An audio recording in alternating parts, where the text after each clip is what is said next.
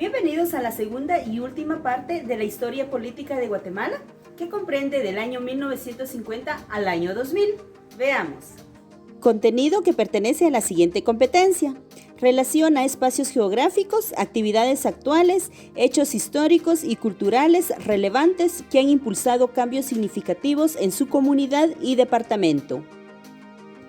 Guatemala en el siglo XX, segunda parte. Historia política de Guatemala del año 1950 a el año 2000. La segunda parte del siglo XX inicia con el gobierno del coronel Carlos Castillo Armas. Con ayuda del gobierno de Estados Unidos derrocó a Jacobo Arbenz Guzmán, dando inicio a su gobierno en 1954 y finalizando en 1957. Dejó sin efecto la ley de la reforma agraria, por lo que se creó una nueva constitución. En esta etapa se prohibió el establecimiento de partidos políticos y los sindicatos. Fue asesinado en la Casa Presidencial el 26 de julio de 1957. Los finales del siglo XX se caracterizaron por gobiernos militares y el inicio del conflicto armado interno que duró más de 3 décadas. Luego le sigue el general Miguel Ydígoras Fuentes. Ganó las elecciones en 1958.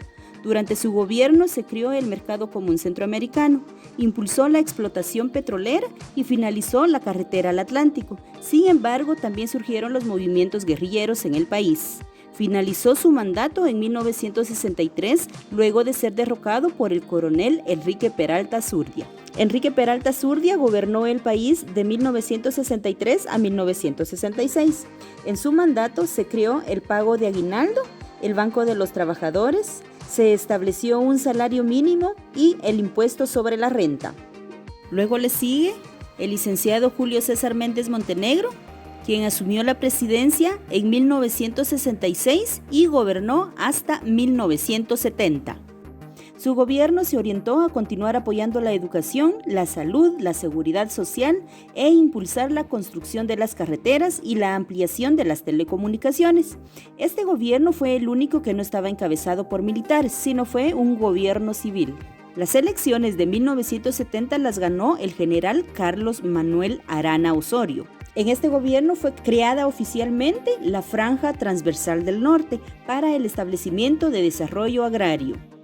En 1974, designado por el Congreso de la República, asumió la presidencia el coronel Shell Eugenio Laugerud García, quien en su mandato padeció el terremoto que sacudió el país el 4 de febrero de 1976.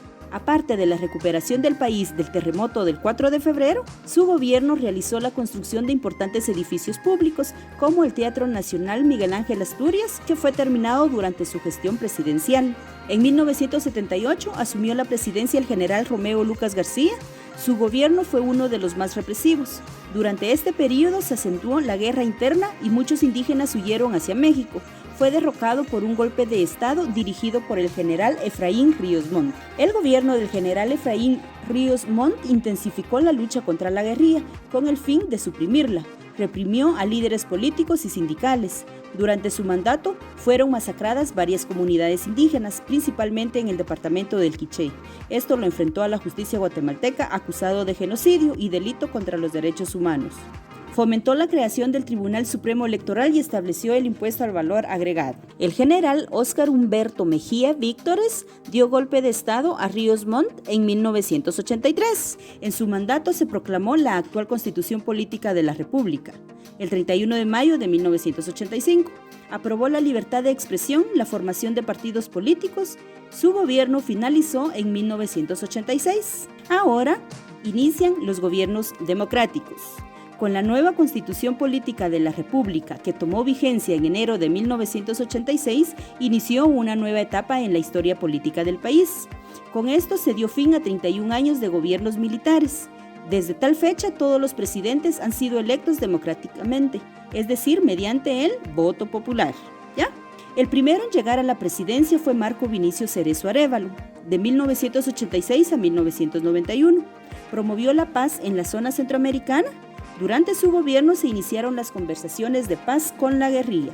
Le sigue Jorge Antonio Serrano Elías, de 1991 a 1993.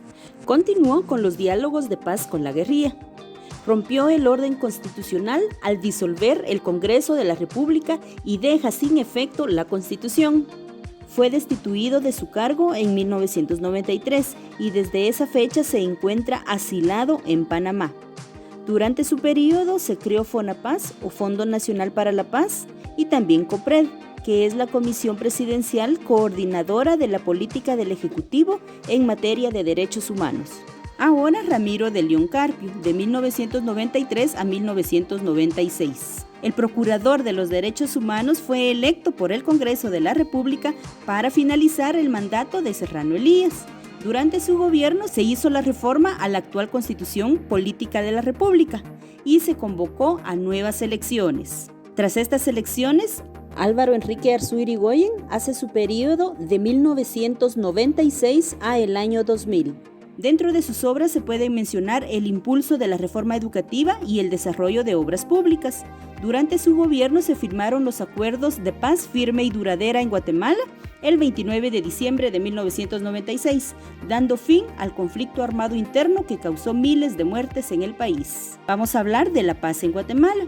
En Guatemala se vivieron 36 años de lucha interna debido a desacuerdos entre el gobierno y la Unidad Revolucionaria Guatemalteca. Los acuerdos de paz se lograron con la mediación de la Organización de las Naciones Unidas y países amigos del proceso de paz. Es importante mencionar que las negociaciones entre el Estado y la guerrilla se realizaron en distintos países de América y Europa. Las negociaciones de paz duraron 10 años y fue hasta el 29 de diciembre de 1996 que se firmó el Acuerdo de Paz Firme y Duradera, durante el gobierno de Álvaro Arzú, así como ya lo habíamos mencionado antes, dando fin al conflicto armado interno que inició en 1960. En el interior del Palacio de la Cultura se encuentra el Monumento a la Paz. La obra fundida en bronce fue realizada por el artista guatemalteco Luis Fernando Carlos León. Está compuesta por una base que comprende 16 brazos entrelazados que simbolizan la unión del pueblo. Sobre la base se alzan dos manos izquierdas dirigidas al cielo, en posición de estar liberando una paloma. El 29 de cada mes, una persona es invitada para colocar una rosa blanca entre las manos que constituyen el monumento. Este evento simboliza la paz firme y duradera. Y es así como termina la segunda parte de la historia política de Guatemala. ¿Habían ustedes escuchado antes algún acontecimiento de los que se mencionan en el video? ¿O qué piensan de los gobiernos? ¿Qué piensan de los presidentes? ¿Qué gobierno les llamó más la atención y por qué?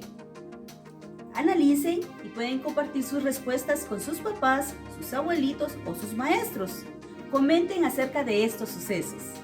Mientras tanto, nos vemos a la próxima.